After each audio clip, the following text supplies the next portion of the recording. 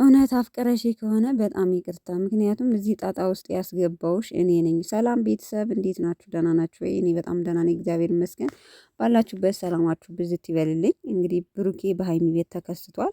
ትናንትና የተፈጠረውን ነገር ሁላችንም እናውቃለን። ያው ብሩኬ ሊዱን ሀይሚን ለማስቀናት ብሎ እንዳመጣትና ሁሉን ነገር ነግሮናል እና ሊዱ በመሀል አፈቅርሃለሁ ብለው ነበርና በዛ ስሜት ነው ዛሬ መጥቶ የተናገረው።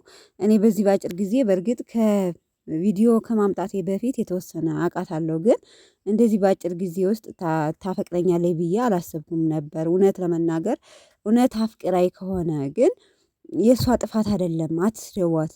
ሀይሚንም ቢሆን ፕራንክ እየሰሩብህ ነው ብላችሁ ለምትሉ እሱን እንግዲህ ዛሬ አምጥቼ ያናግራቸዋለሁ። ግን ሊዱ ሳታስበው ስለሆነ ፍቅር የያዛት እውነት ከሆነ መናገር አያስፈልግም። እና አንዳንዴ እውር ፍቅር የሚባል ነገር አለ። ሳናስበው ነው ፍቅር የሚይዘን።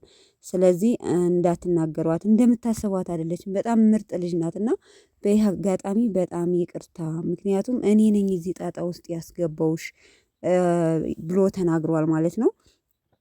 እና የኔ ጥፋት ነው ብዬ አላምንም። ማለት አሁን እኔ የእሷን እምቢ ብላት ፈጣሪ ይቆጣኛል ብዬ አልልም። ብሩኬ አንዳንዴ ግን የዋነቱ ጥግ ድረስ ነው ማለት እንደዚህ ብሎ ሲናገር ሶ እንግዲህ እሷ መጣት ለስራ ብሎ እሷ ፍቅር ያዘኛለች፣ ምንም ማድረግ አይችልም። ሶ ከማይወዳት ሰው ጋር ደግሞ አብሮ መሆን አይችልም አይደል እንዴ?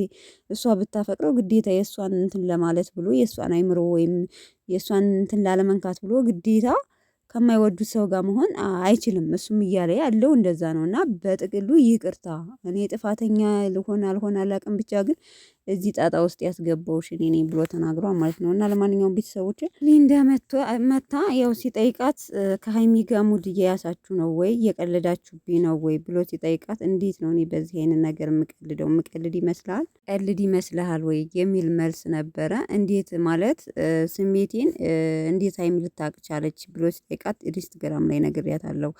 እኔ ብሩኬ እንደዚህ ብሎ ነበር እንትን ያለው ግን አፈቀርኩት ምን ይሻለኛል ብዬ ያለውን ነገር ኢንስታግራም ጋር አውርተናል። እዚህ ጋር ግን አጠራጥሮኛል ቤተሰብ ሀይሚ ማወቋ ማለት ነው።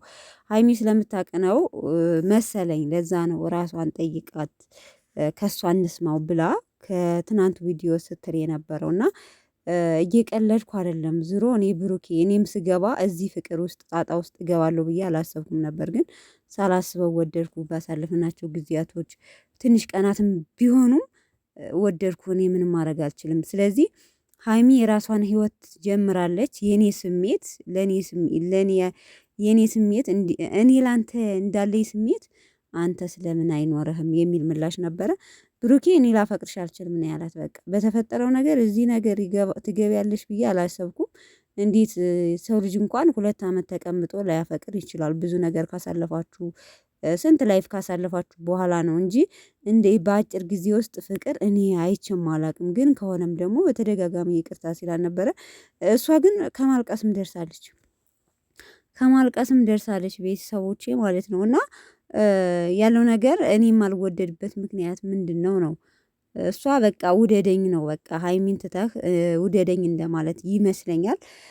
ለማንኛውም ያው ሀይሚን መጣች፣ ያለውን ነገር ሲነጋገሩ እኔ ምን ብዬ ነው በዚህ ነገር የምቀልደው ነበር የሚል መልሷ።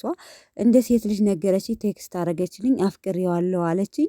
እንደ ሴት ልጅ ሁኜ ተረዳኋት። እኔ በሷ ቦታ ብሆንስ ብዬ ነው ያልኩት አለች ሀይሚ።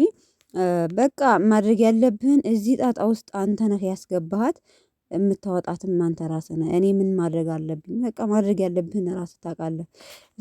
ለእሷ ስሜት ብዬ እኔ ግዴታ ከእሷ ጋር እሷን ማስደሰት እሷ ጋር መሆን አለብኝ የሚል ጥያቄ መልስ ነበረ። እና ቤተሰቦቼ እንደዚህ እያሉ እየተጨቃጨቁ ምንም ማድረግ ማለት ብሩኬ እኔ በጣም ይቅርታ፣ ምንም መፍትሄ ላገኝልሽ አልችልም፣ ግን እንኳንም ነገርሽ ይቀድመሽ ማወቄ ጥሩ ነው።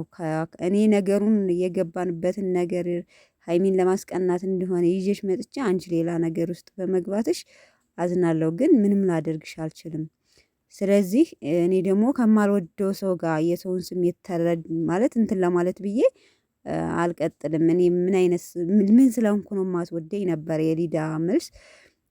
ስለዚህ ቤተሰቦቼ ለማንኛውም እሷ ከማልቀስ ደርሳለች ማለት ነው። እና ያው እኔ ከህይወታችሁ ልውጣ፣ ሀይሚ ደግሞ ከህይወታችሁ እወጣለሁ እና አንተ ከእሷ ጋር ኑር ነበር የሚል መልሷ። እንዴት ነው ከማልወደው ሰው ጋር አብሬ የሚኖረው? በቃ በአጠቃላይ እንግዲህ ሊዱ የዛሬ ቪዲዮዋቸው እሱን በማፍቀሯ ነው እና ዙሮ መቼም አንድ ሰው ከማትወዱት ሰው ጋር የዛን ሰው ሞራል ላለመንካት ብላችሁ አብራችሁ አትቀጥሉም። ስለዚህ ብሩኬ ማድረግ ያለብህን ነገር ማድረግ ነው። በቃ ካሁን በኋላ ከአንቺ ጋር አልገናኝም ወይም ቪዲዮ አልሰራም ብለህ ቁርጥ አድርገህ ማቆም ነው። ከዛ ደግሞ እሺ የእሷን ስሜት ልድረዳ ካልክ ደግሞ አብረህ መቀጠል ነው ያለብህ ማለት ነው። እንዴት እንደሚሆን ለማንኛውም የዛሬው ቪዲዮ ይህን ይመስላል። ቤተሰብ ሀይሚና ብሩኬ መቼም አይለያዩም፣ ይሄ የታወቀ ነው። ቅዱስ ደግሞ ጠፍቷል። ከትናንትም የዛሬውን ቪዲዮን ብቅም አላለ ማለት ነው። ለማንኛውም ቅዱስ ተናፍቀሃል። ብዙ ልጆች በነገራችን ላይ ቅዱስስ የምትሉም አላችሁ። ለማንኛውም ሀይሚና ብሩኬ መቼም አይለያዩም። በቃ ማለት ብሩኬ ለሀይሚ የጋብቻ ወይም የፍቅር ጥያቄ ቢያቀርብላት ሊዱን ቆርጣ ትተዋዋለች። ስለዚህ ማስተካከል የምትችለው አንተ ራስህ ብቻ ነህ ብሩኬ ማለት ነው። ለማንኛውም ቤተሰቦቼ ዛሬ ቪዲዮ ምን ይመስላል? በሌላ ቪዲዮ እስከምንገናኝ ባላችሁበት ሰላማችሁ ብዝት ይበልኝ። ባይ ባይ።